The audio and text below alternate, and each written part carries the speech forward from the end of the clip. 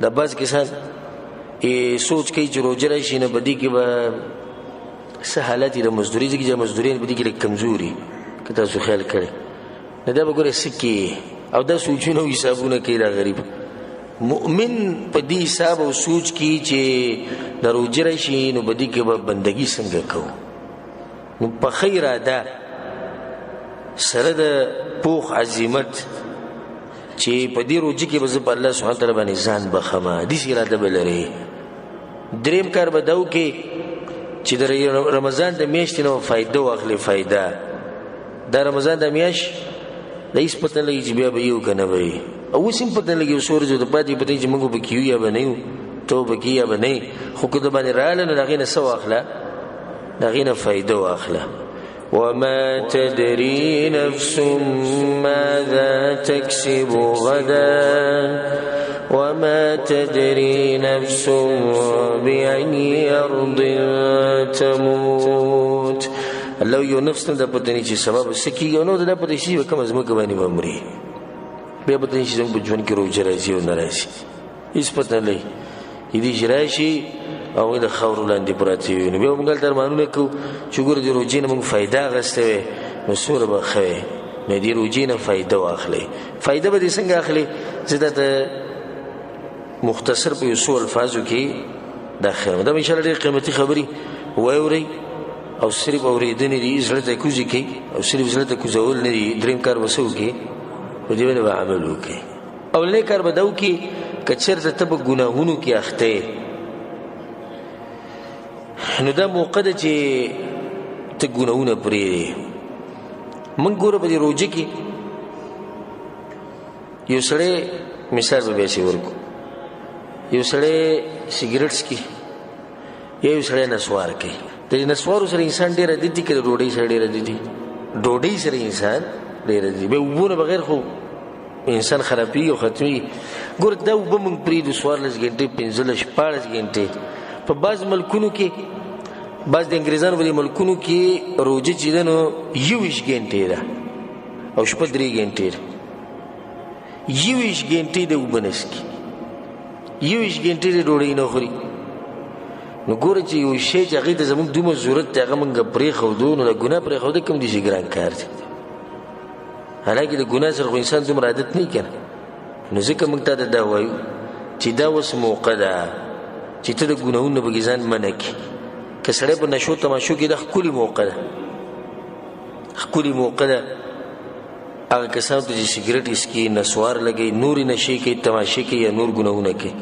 او دا مه وایئ چې زه نشم پرېښودی بلکې ډېر داسې ملګري چې هغو د کلونو کلونو دا نسوار او دا شین استعمال کړي د مخکې ورځې زموږ یو ملګری هغه درسونه اورېدي الله سبحانه تعالی په رحم کړی نو هغه پرېښودي ما ته وایي چې شیخ صاحب 30 کاله ما نسوار کړي پرېښود اوس مې ژوندی دی ژوندی دی ګورئ برابر ښه خوشحاله ښه روغ هېڅ پې ونه شو نو دا د خلکو ځان ته خپله ګرانه کړي دا آسان کار دی د الله دپاره یو شی پرېږده او په زړه کې دی چې الله به دې او بدله کې ډېر سره کوي به ډېر اسانه انسان ته دا بعض کسه ولیعظ بالله په دې مرض کې اخته دي چې د خپل شهوت په خپل لاسونو باندې پوره کوي دا عام مرض دی او زه په درس کې موږ غالبا هغه خبرو ته ډېره اشاره کوم چې عام مرض چلیږي په وخت کې او کم نقصان نو دا خاص کر په دې ځوانانو په طبقه کې دا یو مرض لګېدلی دی د دې ټیویانو ډیشونو د انټرنیټ او د موبایلو د لاسه نو دا اوس موقع ده چې په دې روژه کې انسان دا کار پرېږدي چې ټوله ورځ ته دې کار نه منې د شپې لږ ساعت ته به بایک هم مه کوه په تا باندې به میاشت تېره شي چې میاشت باندې تېره شو نو ته عادت شوې اوس به څه دې ګناه ته زړه نه کړي ورځې کې چې یو میاشت ته دې ګناه نه سوي ته لري د شان غیبت د شان دروغ کنځلي یو سړی کنځلمار دی د روژې په خوله به کنځلي وکړي چې مؤمن نشي کولی نو ګوره د روژې په خوله ته کنځلي نه کوې بیا دغه شان د شپې هم مه کوه نو ټوله میاشت به ته کنځلي ونه کړې ورو ورو به ته عادت شي د دې ګناهونو به ځان لرې ساتي نو دا یو ښکلې موقع ده ده که نه ده دا ښکلې موقع ده دویمه طریقه دا ده د روژې نه د فایدې اخیستو دویم کار به دا وکړي چې په جومات کې ډېر کښېنه په روژه کې د طلایي کور کټ دیره او د بچو په منځ کې 11 میاشتې موږ تېرې کړې نور بس دی که نه اوس دې میاشت کې به کوم ځای کې ډېر کښېنو؟ په جومات کې به ډېر کښېنو. ګوره په جومات کې یو ایماني موسمي نه په دې کې ته د الله سبحانه وتعالی بندګي کولی شي. په جومات کې یو سړی نه چې د قرآن تلاوت کولی، په کور کې سړی داسې تلاوت نشي کولی. په جومات کې یو سړی د الله سبحانه وتعالی ذکر او اذکار ډېر په شوق او ذوق سره کوي، خو په کور کې دا اذکار د ذکر او اذکار دی نشي کولی، ځکه هلته ماحول داسې نه وي. نو کوشش دا کوئ چې په جومات کې ډېر وخت په جومات کې تېروئ. دریم کار، د هر هغه کار نه ځان لرې ساتئ، د هر هغه کار نه چې هغه ستا په روژه کې کمی راولي. رسول صلی الله علیه وسلم په حدیث کې دا ډېر عجیبه حدیث ته انسان ډېر سخت یېرېږي چې دا حدیث واوري چې پته وي چې زما د روژه په کومه درجه کې. په صحیح بخاري کې دا حدیث دی، ابو هريره رضی ما د رسول صلی الله علیه وسلم اورېدلي: من لم يدع قول الزور والعمل به والجهل، چا چې دروغ پرې نه ښودو او په دروغ باندې عمل پرې نه ښودو او ګناهونه پرې نه ښودو، دې خبرې ته غوږ کېږدئ، فليس لله حاجه في ان يدع طعامه وشرابه. نو الله دې خبرې ته هم ضرورت نشته چې د ځان د خوراک او څښاک نه منع کړی. په دې باندې الله څه کوي؟ موږ څه ویلو مخکې درس کې چې دې روژې کې غټ حکمت څه دی چې زموږ نه څه جوړ شي؟ تقوادار جوړ شي، پرهیزګار جوړ شي. دا غټ حکمت دی.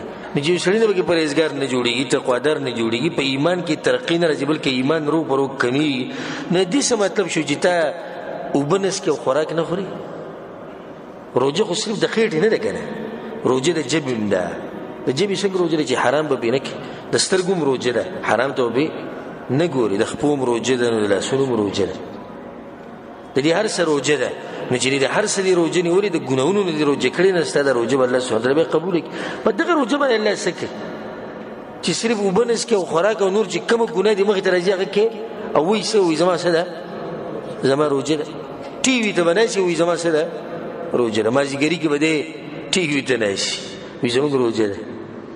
او سبحان الله دا چینلې چې دي د دې بېدینو خلکو د غالباً چې کومې چینلې چلیږي به ډیشونو کې دا د بېدینه خلکو یو د بېدینو دپاره او د بېدینۍ خورولو دپاره یې، دې کې شک نشته. نو دوی به دیني پروګرامونه شروع کړي.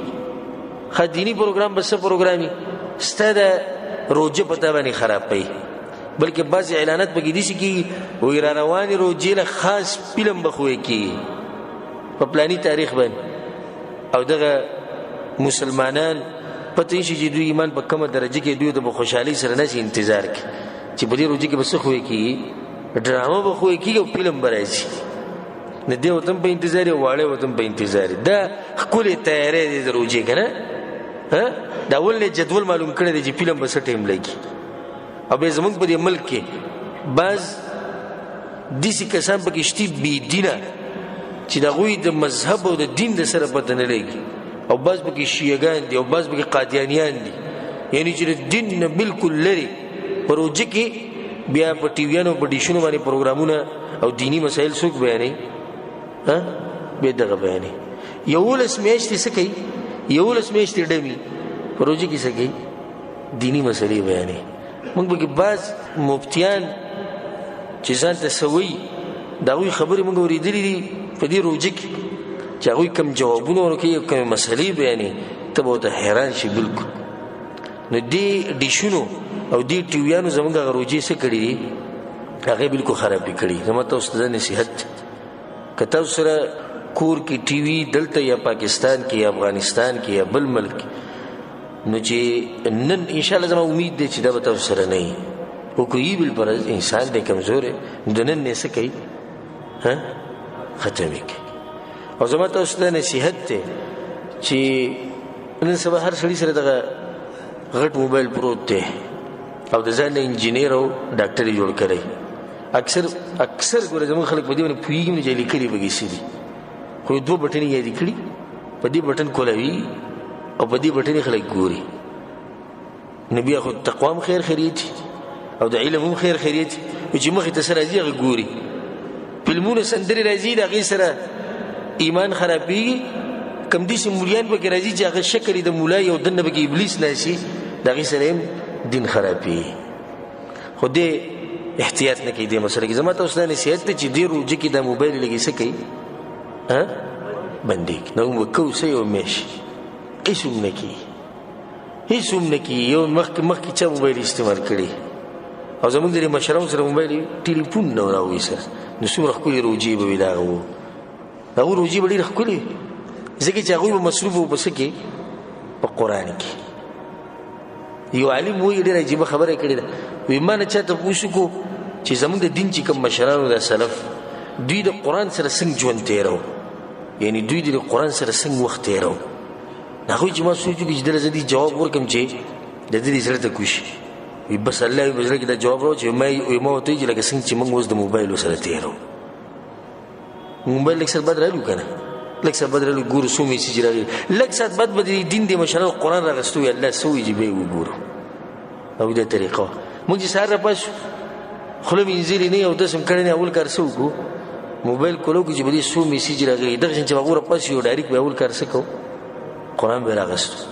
موږ چې د شپې ویده کېږو نو هغه ذکر او اذکار هغه هر سره نه تللي دي، ذکر او اذکار ختم شوي. و د ذکر او اذکارو په ځای باندې موږ په آخر کې موبایل ګورو چې به د فیسبوک کې څه دي او په یوټیوب کې څه دي. او دا انګریزان خبیثان په خپل مقصد کې ډېر غټ ځای پورې کامیاب شوي، ډېر غټ ځای پورې کامیاب شوي. زموږ قرآن بلکل هېر شوی. قرآن په قرآن غریب باندې خو دوړه پرته ده. قرآن صرف د المارو دپاره دی. اوس قرآن صرف بر په تاخ کې پروت دی. قرآن صرف دې دپاره دی چې د پلاني مولا اواز ډېر خوږ دی، دی چې قرآن وایي مزه کوي بس.